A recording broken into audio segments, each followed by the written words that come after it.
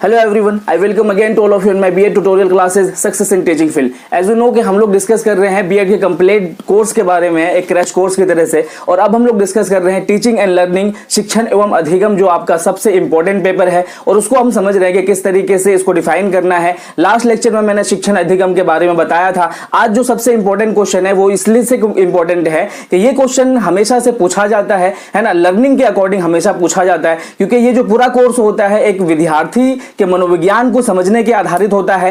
ये विद्यार्थी किस तरीके से लर्निंग करेगा, अधिगम करेगा, कैसे सीखेगा, उससे अकॉर्डिंग होता है। और वही टॉपिक आज हम लोग डिस्कस करने वाले हैं। आज का जो टॉपिक होगा वो टॉपिक है लर्निंग एज अ प्रोसेस, ठीक है ना। आज का जो टॉपिक होगा जो हमेशा पूछा जाता है, लर्निंग क्या होती है, लर्निंग प्रोसेस क्या होता है, लर्निंग आउटकम क्या होता है, सब पर डिस्कस करेंगे हम लोग। लेकिन अभी जो होगा हमारा topic learning as a process, जिसको क्या बोलेंगे हिंदी में, सीखना एक प्रक्रिया के रूप में। सीखना एक प्रक्रिया के रूप में। देखो, लर्निंग को समझने से पहले सबसे पहले हम आपको समझा देते हैं कि लर्निंग क्या होता है, एक कॉन्सेप्ट क्लियर कर देते हैं, ठीक है ना। देखिए, दुनिया में जब से बच्चा आता है वो बच्चा शुरू से ही लेकर के कुछ ना कुछ सीखता रहता है। कुछ एबिलिटी तो गॉड गिफ्टेड होता है और कुछ चीजें बच्चों को खुद से सीखना पड़ता है। जिस तरीके से मैं उसका अगर एग्जांपल दूं कि बच्चा जब इन्फेंट एज में होता है, 0 से लेकर के 2 साल के एज में होता है, तो वो डिपेंड होता है किस पे, पेरेंट्स पे डिपेंड होता है। तो पेरेंट्स जिस तरीके से सपोज दैट कि वो अपनी चीजें कैसे मांगता है, वो जब उसको भूख लगती है तो वो भूख किस तरीके से मिटाता है, रो करके मिटाता है। तो ये देखिए कि किस तरीके से सीखता है कि जब वो बच्चा जो होता है इन्फेंट एज में, तो एक टाइम था जब वो रो रो करके अपनी भूख को मिटाता है, लेकिन एक टाइम तब आता है जब वो अपने हाथों से कमा करके अपनी भूख को मिटाता है। देखा आपने किस तरीके से चेंजिंग होता है, यानी कि लर्निंग किस तरीके से होता है कि कोई भी चीज आप करते करते करते आप किसी चीज को सीखते हो। सबसे पहले जिस तरीके से मैं आपको समझाता हूं उसी तरीके से आप अपने एग्जाम में भी लिखेंगे। देखिए, लर्निंग एज अ प्रोसेस जब आपसे पूछा जाएगा तो आप किस तरीके से लिखेंगे। सबसे पहले लर्निंग का डेफिनेशन बताएंगे, लर्निंग के अकॉर्डिंग आप चलेंगे, ठीक है। उसके बाद प्रोसेस पे डिस्कस करेंगे। तो हम भी उसी तरीके से डिस्कस करते हैं आपसे। यहां देख सकते हैं आप, डेफिनेशन ऑफ लर्निंग बताएंगे सबसे पहले।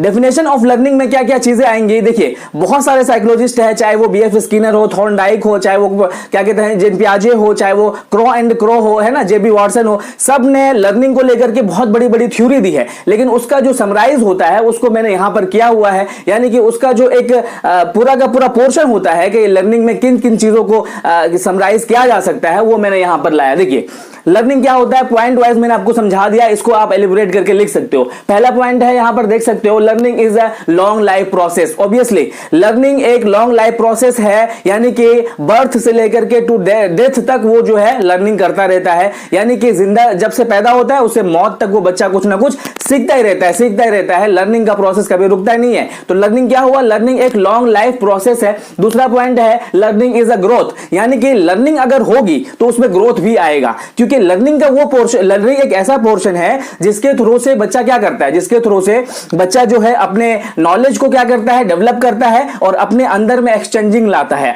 तो इस क्या देखने के लिए मिला, लर्निंग इज अ ग्रोथ, यानी कि लर्निंग एक ऐसा पोर्शन है जिससे कि बच्चों में क्या होता है, ग्रोथ होता रहता है। उसके बाद है आपका लर्निंग इज अ एडजस्टमेंट, यानी कि लर्निंग जब बच्चा करता है तो वो एडजस्टमेंट करना भी सीख जाता है कि लाइफ के सिचुएशन को किस तरीके से डील करना है, ये सारी चीजें भी सीख लेता है। उसके बाद होता है learning is doing something new. Learning एक ऐसी चीज है जिसके थ्रू से आप नई चीजें करने के लिए सीखते हो, नया चीजें आप अप्लाई करते हो, नई चीजें आप किस तरीके से सीखते हो उसमें देखते हैं।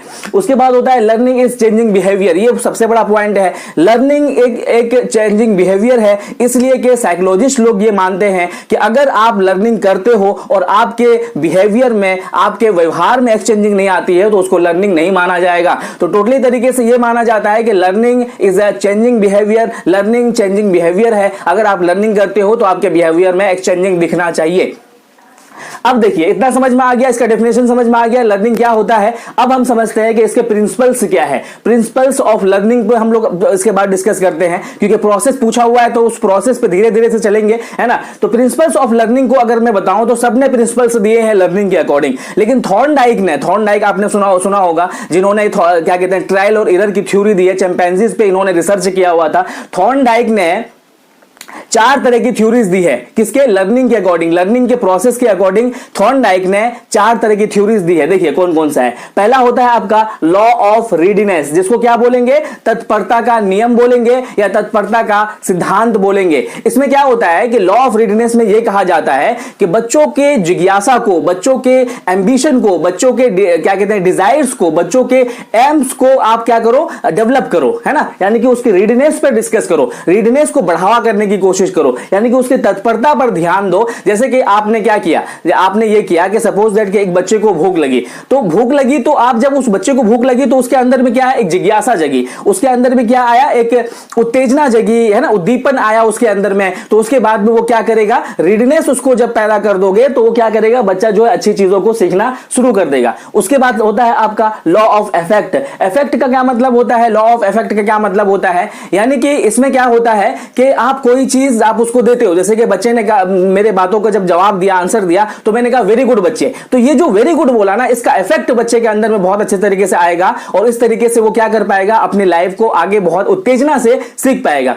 इसमें एक थ्योरी चलता है जिसको बोलते हैं स्टिमुलस रिस्पॉन्स थ्योरी। यानी कि स्टिमुलस का मतलब होता है कि आपके अंदर में जो उत्तेजना है वो उत्तेजना को जगाओ। जब आप उस जिस तरीके से पहले पॉइंट में क्या था, आप उसकी रीडीनेस को जगाओ। रीडीनेस का क्या मतलब है? उसके डिजायर्स को जगाओ। जब वो डिजायर्स को समझ जाएगा तो वो तो लर्निंग करने के लिए वो बहुत अग्रसर रहेगा, बहुत क्या कहते हैं कि डिजायरेबल रहेगा, ठीक है ना। तो पहले में क्या था? रीडनेस के अकॉर्डिंग रीडनेस को जगाओ। दूसरे में है कि इफेक्ट के अकॉर्डिंग, यानी कि कोई चीज इफेक्ट पड़ता है, जैसे कि आपके अंदर में उत्तेजना आई, आपके अंदर में स्टिमुलस आया, उत्तेजना आया, उद्दीपन आया, यानी कि किसी चीज की चाहत आई। तो इस तरह से आपको जब रिस्पॉन्स मिला, आपने देखा कि वाह, जब मैं आपको टीचर को कुछ कहता हूं तो मुझे अच्छा रिस्पॉन्स मिलता है, तो आपके अंदर में इफेक्ट के थ्रू से आप उसको चीज को सीखने के लिए शुरू करते हो। जैसे कि आपने कोई चीज क्या कहते हैं बताया या फिर आंसर लिख के लाया, तो मैंने उस पर आपको इनाम दे दिया, कोई है ना, आपको क्या कहते हैं रिवॉर्ड दे दिया। तो ये जो रिवॉर्ड का जो इफेक्ट है आपके ऊपर में, इस इफेक्ट के थ्रू से बच्चा जो है उस चीज को बहुत आगे तक सीखने के लिए कोशिश करता है, लॉ ऑफ इफेक्ट में। उसके बाद होता है लॉ ऑफ एक्सरसाइज, यानी व्यायाम का नियम। लॉ ऑफ एक्सरसाइज में क्या होता है कि सब जैसे कि ट्रायल और एरर वाला है।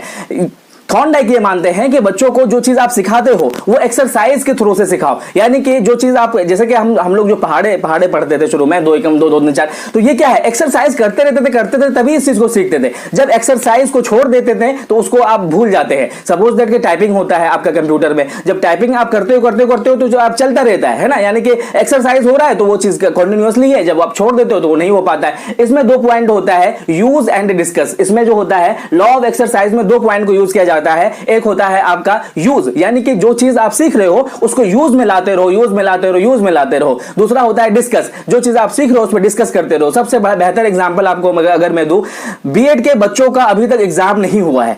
उन बच्चों का एग्जाम हो जाना चाहिए था, लेकिन कोविड के वजह से उनका एग्जाम नहीं हुआ है, जिसके बिहाफ पर क्या हुआ है, उनके अंदर में क्या हो गया है? एक्सरसाइज नहीं कर रहे हैं। वो क्यों नहीं कर रहे हैं? क्योंकि वो सोच रहे हैं कि अभी एग्जाम नहीं होगा। तो जब वो एक्सरसाइज नहीं कर रहे हैं तो जो पीछे पढ़ा था वो जो एक्सरसाइज में नहीं रहा है ना, यूज में नहीं रहा है, डिस्कस में नहीं रहा है, तो वो बच्चा जो है भूलता चला जा रहा है। ठीक है, समझ में आया। उसके बाद होता है आपका लॉ ऑफ इंटेंसिटी, यानी कि तीव्रता का नियम। यानी कि तीव्रता का मतलब क्या होता है ना, इंटेंसिटी का मतलब ये होता है कि बच्चों को इंकरेज करो। यानी कि आप बच्चों को इंकरेज करो कि वेरी गुड बच्चे, बहुत अच्छा कर रहे हो, बहुत अच्छा कर सकते हो, आपने जो आंसर दिया वो एकदम करेक्ट दिया है। तो ये जो उत्तेजना जब उसके अंदर में बढ़ाओगे, है ना, इस तरह की जब बातें आप करोगे, जब उसका करेज बढ़ाओगे, तो बच्चा जो है बहुत इफेक्टिव तरीके से उस चीज को सीखेगा। तो आई होप कि समझ में आया होगा ये प्रिंसिपल। अब हम लोग डिस्कस करते हैं प्रोसेस ऑफ लर्निंग के ऊपर। प्रोसेस ऑफ लर्निंग क्या होता है, यहां पर देख सकते हैं आप। प्रोसेस ऑफ लर्निंग को हम समझते हैं। देखिए, पहला जो प्रोसेस होता है लर्निंग का सबसे बड़ा, जिसको एक तरीके से लर्निंग का दिल बोला जाता है, हार्ट ऑफ लर्निंग बोला जाता है, वो होता है आपका स्टिमुलस। एक वर्ड होता है स्टिमुलस, जिसको बोलते हैं प्रोत्साहन करना। प्रोत्साहन करना यानी कि स्टिमुलस करना, यानी कि प्रोत्साहन करना। सपोज दैट एक छोटी सी मैं स्टोरी बताता हूं। जैसे कि एक फैमिली है, वो फैमिली जो है अपने क्या कहते हैं, अपने हॉलीडे के लिए जाता है, और वो क्या सोचता है कि उसका जो बच्चा है वो किसी रिलेशन के यहाँ पे खेल रहा था, और वो सोचता है कि वो वहां पर खेल रहा था और वो लोग चले जाते हैं उसको देखे बगैर। लेकिन पता क्या चलता है कि वो बच्चा जो है अपने घर में ही किसी रूम में बंद था, और वो बाहर से जब है लॉक हो जाता है। उसके बाद में कुछ नहीं होता है, जब बच्चे को भूख लगती है तो भूख के अंदर से जब वो स्टिमुलस पैदा होता है तो वो क्या करता है, फ्रिज पर चढ़ने की कोशिश करता है। यानी कि फ्रिज के ऊपर जो खाना होता है खाने के लिए, देखो स्टिमुलस उसके भूख ने जगाया। अब जो रिस्पॉन्स हो रहा है वो बच्चा क्या करता है, बार बार हाथ पहुंचाने की कोशिश करता है कि वो छोटा बच्चा है। अब वो जब नहीं पहुंच पाता है, लाखों कोशिश करता है, गिरता है, कोशिश करता है, गिरता है, कोशिश करता है, उसके बाद में उसके दिमाग में बात आती है ना, वो कौन, ये सब चीजें कौन करा रहा है? जब तक भूख नहीं लगी थी, स्टिमुलस नहीं जगा था उसके अंदर में,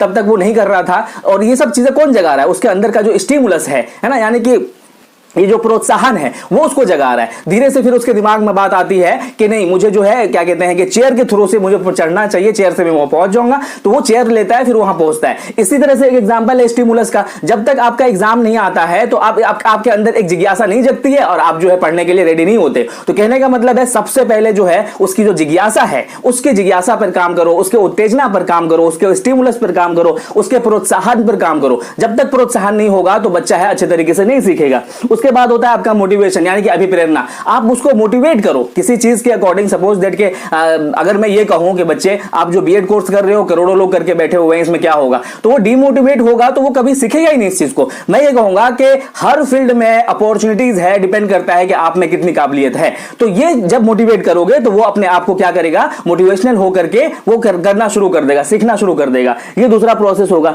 तीसरा होगा आपका ऑब्जेक्टिव, यानी कि आपका ऑब्जेक्टिव यानी कि उद्देश्य डिफाइन होना चाहिए। प्रोसेस जो तीसरा है वो है कि बच्चे का उद्देश्य प्राप्त होना चाहिए, यानी कि आपका जो उद्देश्य है। सपोज दैट आपका कुछ बच्चे जो है बच्चे बीएड इसलिए कर रहे हैं कि चलो ठीक है टेम्पररी हो रहा है, हो जाएगा, उसमें क्या दिक्कत है। अभी बच्चे कुछ इसलिए नहीं पढ़ रहे हैं कि ठीक है लास्ट में जो है हम लोग क्या करेंगे, लास्ट में हम गैस पेपर खरीद लेंगे, बुक खरीद लेंगे, उसे देख करके पढ़ लेंगे। तो उसका जो मकसद ही नहीं है ना। बीएड को करने का मतलब यह है कि एक प्रोफेशन बनना, यानी कि एक टीचर में एक प्रोफेशन कोर्स है। आप प्रोफेशनल जब आप नहीं बनोगे, आप टीचिंग के प्रैक्टिस को, टीचिंग के तरीके को, हर चीजों को नहीं सीखोगे, तो आपको पता है कि कंपटीशन बहुत हार्ड है, जिसके बिहाफ पर आपका सिलेक्शन नहीं होगा। ठीक है, तो जब तक आपका उद्देश्य कंप्लीट नहीं होगा, बच्चे को जब पता ही नहीं है कि मुझे ये पढ़ना भी चाहिए, तो वो क्यों पढ़ सीखेगा। ठीक है ना, तो उद्देश्य प्रोसेस में होना चाहिए, तीसरे प्रोसेस में।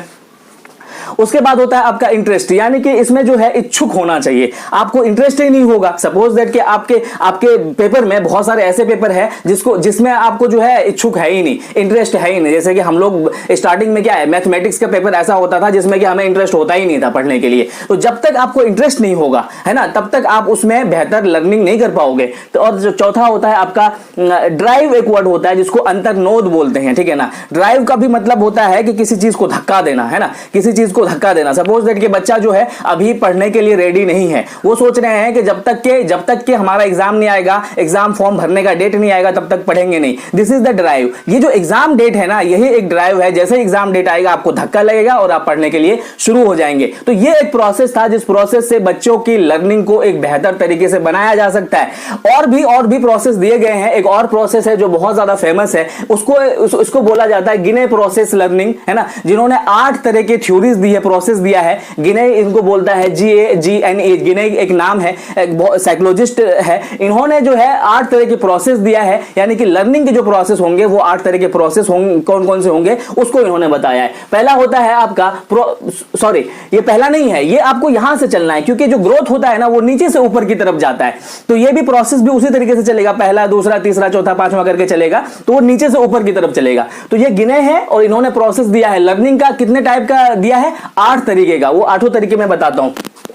पहला होता है आपका सिग्नल लर्निंग। सिग्नल लर्निंग जिसको हिंदी में क्या बोलेंगे, संकेत लर्निंग। संकेत लर्निंग का क्या मतलब होता है, कोई भी चीज आपने देख करके सीखा। जैसे कि सपोज दैट टीचर को देखा तो आपने क्या कहते हैं कि रिस्पेक्ट बना लिया, संकेत लर्निंग। उसके अलावा अगर मैं आपको एग्जांपल दूं, जैसे कि आप बाइक से जा रहे हो तो किसी ने हॉर्न बजाया तो आप अपनी हिफाजत के लिए, है ना, अपने बचाव के लिए आपने जो है अपनी गाड़ी इधर मोड़ दी, संकेत लर्निंग। हॉर्न एक संकेत हुआ। इसी तरीके से जैसे रेड लाइट जली, एकदम से आप रुक गए, दिस इज द संकेत लर्निंग, यानी कि संकेत के थ्रू से कोई चीज सीखता है। ये पहला प्रोसेस होता है। दूसरा प्रोसेस होता है आपका क्या कहते हैं, स्टिमुलस रिस्पांस लर्निंग, यानी कि उद्दीपक अनुक्रिया अधिगम। उद्दीपक अनुक्रिया अधिगम, तो इसमें भी वही होता है कि बच्चा जो है, बच्चे के अंदर में जिज्ञासा जगती है, फिर वो जिज्ञासा उसको सीखने के लिए रिस्पॉन्स करता है कि नहीं एग्जाम आ गया है, एग्जाम एक उद्दीपन है। अब जो एग्जाम आ गया है, अब आपका दिल जो है, दिमाग जो कहता है, रिस्पॉन्स करता है नहीं अब आपको पढ़ना चाहिए। तो दूसरा होता है कि स्टिमुलस रिस्पांस लर्निंग, यानी कि आपके अंदर में उत्तेजना जगना, आपके अंदर में क्या कहते हैं, जिज्ञासा जगना, है ना, उद्दीपन आना आपके अंदर में, जिसके बिहाफ पर आप सीखना शुरू करते हो। उसके बाद होता है आपका चैन लर्निंग।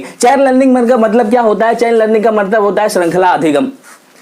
चेन लर्निंग में कोई चीज छोटी छोटी पार्टों में बटा होता है, छोटी छोटी पार्टों में बटा होता है। जैसे कि कोई चीज जैसे कि आप ड्राइविंग करते हो, है ना, जैसे कि आप ड्राइविंग करते हो, ड्राइविंग जब करते हो तो उसमें 3-4 चीजें होती है। जैसे कि आप ड्राइविंग करने के लिए आप बैठते हो तो आप क्या करते हो, एक तो पहला तो है कि हैंडल पकड़ना सीखते हो, दूसरा क्या है जहां पर किस तरीके से मोड़ना है वो उसको सीखते हो। अगर क्या कहते हैं मोड़ आते हैं, है ना, यानी कि टर्निंग पॉइंट आते हैं तो वहां पर क्या करना है, स्लो करना है, क्लच दबाना है, गियर दबाना, इस तरीके से आप सारी चीजों को सीखते हो। और सीखते सीखते एक बच्चा जो है शुरू में वो डरता रहता है चलाने के लिए, फिर लास्ट में क्या होता है, और जब वो खड़ी करता है बाइक तो वो ढूंढता है कि स्टैंड किधर है ना, वो स्टैंड किधर है। लेकिन वो जब चेन लर्निंग कर लेता है, यानी कि एक एक पॉइंट को सीख लेता है कहां मुझे क्या क्या करना चाहिए, तो इस तरीके से एक श्रृंखलाबद्ध अधिगम होता है। और एक टाइम ऐसा आता है कि बच्चा जो है अब ना तो हैंडल की परवाह करता है, हैंडल भी छोड़ के चला लेता है। अब जब वो खड़ी करने के लिए, बाइक को खड़ी करने के लिए जब चाहता है तो बाइक को खड़ी करने के लिए वो देखता भी नहीं है कि स्टैंड कहां है क्या है, वो जल्दी से जाता है, एकदम से स्टैंड उसको पता है, सब कुछ पता है करके एकदम से सीख के एकदम से खड़ी करके वो चला जाता है। ये अलग बात है कि लड़कियां जो है अभी तक स्कूटी जो चलाती हैं वो कितना भी क्या कहते हैं ब्रेक का टाइम आए या कुछ भी आए, वो हमेशा से ब्रेक के टाइम में अपने पैरों को ही यूज करके सीखता है। तो ये जो है आपका अधिगम नहीं हुआ, क्योंकि अधिगम वो होता है जो आपके अंदर में एक्सचेंजिंग लाता है। आई होप कि आपको चेन लर्निंग समझ में आया होगा। चेन लर्निंग के बाद आता है आपका वर्बल लर्निंग, जिसे क्या बोलते हैं, शाब्दिक सहचार या अधिगम। देखो वर्बल लर्निंग और चेन लर्निंग एक ही चीज होता है, लेकिन वर्बल लर्निंग में क्या होता है, जहां पर शब्द के अनुसार क्या चीजें सिखाया जाता है वहां भी चीजें बटी होती है। जैसे कि आप कोई पोएट्री सीखते हो, पोएट्री में कितनी चीजें होती है, उसका व्याकरण होता है, उसका फ्रेज होता है, उसका सिस्टमैटिक होता है, उसका स्टाइल होता है। ये सारी चीजों को मिला करके, इससे सारी चीजों को मिला करके जब आप कोई चीज सीखते हो तो उसको क्या हम बोलते हैं, शाब्दिक, यानी कि वर्बल लर्निंग। वर्बल लर्निंग यानी कि आपने शाब्दिक चीजों को, यानी कि वर्णमाला को सीखा, पहले ग्रामर को सीखा, उसके बाद क्या कहते हैं फ्रेज को सीखा, आपने मुहावरे को सीखा। ये जो छोटे छोटे पार्ट थे, इन सारी चीजों को मिला करके जब देखा जाएगा तो उसको क्या बोला जाएगा, वर्बल लर्निंग। उसके बाद होता है आपका डिस्क्रिमिनेशन लर्निंग, यानी कि विभेदात्मक अधिगम। विभेदात्मक अधिगम का मतलब होता है कि जैसे कि आपने एक चीज सीखा और दूसरे चीज से उसका क्या किया, कंपैरिजन करके देखना शुरू कर दिया, डिस्क्रिमिनेट करके देखना शुरू कर दिया। तो ये क्या है, जैसे कि आपने देखा कि कल मैंने क्या सीखा था, आज क्या सीखा है, तो कल के अकॉर्डिंग आज वाला बेहतर है या कल वाला बेहतर है, जब डिस्क्रिमिनेट करना शुरू कर देते हैं तो उसको बोलते हैं डिस्क्रिमिनेशन लर्निंग। उसके बाद होता है आपका कॉन्सेप्ट लर्निंग। कॉन्सेप्ट लर्निंग क्या होता है, ये क्वेश्चन बहुत पूछा जाता है। कॉन्सेप्ट लर्निंग क्या होता है, जिसको हिंदी में क्या बोलेंगे, इसको बोलेंगे संप्रत्यय अधिगम। संप्रत्यय अधिगम बोलते हैं कॉन्सेप्ट लर्निंग को, है ना। तो कॉन्सेप्ट में क्या होता है, जैसे कि कॉन्सेप्ट में ये होता है कि जैसे कि मैंने ये बोला कि ये जो हमारा अर्थ है, ये जो हमारी जमीन है, ये एक क्या है, ये एक क्या कहते हैं कि ये एक सितारा है। ये जो क्या कहते हैं, ये एक क्या कहते हैं सितारा है ये एक। इसी तरीके से और भी सितारे हैं पूरे दुनिया, क्या कहते हैं दुनिया में बहुत ज्यादा। तो जैसे ही मैंने एक कॉन्सेप्ट बताया आपको, जैसे ही मैंने एक कॉन्सेप्ट बताया कि ये जो हमारा अर्थ है वो एक तरीके से स्टार है, तो ये जो अगर स्टार है तो जैसे ही मैं स्टार बोलूंगा ऐसे ही आपके दिमाग में आ जाएगा अच्छा अर्थ। और दूसरे से एग्जांपल से समझिए, जिस तरीके से आपका कोर्स है, जैसे कि मनोविज्ञान का कोर्स है, फिलॉसफी का कोर्स है, सोशल साइंस का कोर्स है, तो जैसे ही मैं आपको बोलता हूं कि बीएड, जैसे कि मैं बोलता हूं कि टीचर वाला कोर्स, जैसे कि आप बीएड के बारे में जानते हो, डीएलएड के बारे में नहीं जानते हो, लेकिन मैंने क्या बताया कि बीएड और डीएलएड दोनों ही ट्रेनिंग का कोर्स है। लेकिन आपने कॉन्सेप्ट के बेस पे इसको सीख लिया, जैसे मैंने बीएड बोला ऐसे आपके दिमाग में आया, आपका जो कॉन्सेप्ट क्लियर हो गया, अच्छा ट्रेनिंग, यानी कि इसमें पढ़ाने वाली बात होती है। तो यानी कि कॉन्सेप्ट की यहाँ पर कोई चीज जहां पर आप इमेज बना लेते हो, या इमेज बना लेते हो, जैसे कि कोई एनिमल्स है, जैसे कि मैंने बोला कि काउ यानी कि गाय के बारे में जैसे मैंने बोला एकदम से आपके दिमाग में कॉन्सेप्ट बन गया कि अच्छा जो गाय होती है उसके 4 पैर होते हैं, पूंछ होती है, उसके बाद में दूध देता है। तो जैसे ही मैंने ऐसे बोला कि एक भालू होता है, तो आपने पूछा कि भालू कैसे होता है, मैंने कहा कि काउ की तरह से होता है। तो आपका कॉन्सेप्ट क्लियर हो गया कि अच्छा एकदम इस तरह से होता है वो। तो कॉन्सेप्ट के बिहाफ पर, यानी किसी चीज को एक दूसरे से कोरिलेट करके सीखता है। उसके बाद होता है आपका रूल लर्निंग। रूल रेगुलेशन आपको पता ही है, यानी कि रूल हमेशा से ही लाइफ में हमेशा यूज होता है। जैसे कि आपको सीखने में, आपको राइटिंग करने में, आपको चलने में, आपको बैठने में, आपको बोलने में, हर जगह से एक रूल होता है कि नहीं होता है। जैसे कि आप टीचरों से कैसे बात करोगे, यहां पे एक रूल होता है। आप रास्ते में किस तरीके से चलोगे, वहां पर भी एक रूल होता है। आप क्लास में किस तरीके से बैठोगे, कैसे अध्ययन करोगे, वहां पर भी एक रूल होता है। यानी कि रूल के अकॉर्डिंग जब आप सीखते हो, उसके बाद लास्ट वाला जो पॉइंट होता है इस तरीके से, ये ऐसे जाता है ऊपर की तरफ, लास्ट होता है प्रॉब्लम प्रॉब्लम सॉल्विंग लर्निंग, यानी समस्या समाधान लर्निंग। यहां पर आकर के बच्चा जो है अपने अपने समस्याओं को समाधान कर पाता है। तो ये क्या हुआ आपका, ये एक प्रोसेस है, जिस प्रोसेस से आप क्या कहते हैं बच्चों को सिखाओगे तो वो बच्चे का प्रोसेस लर्निंग बहुत अच्छे तरीके से होगा, बहुत अच्छे तरीके से सीखेगा। तो आई होप कि ये भी आपको समझ में आया होगा, है ना। किसी तरह की क्वायरीज होगी, किसी तरह का डाउट्स होगा, किसी तरह का क्वेश्चन होगा तो कमेंट सेक्शन में जरूर लिखिएगा। Thank you so much video देखने के लिए।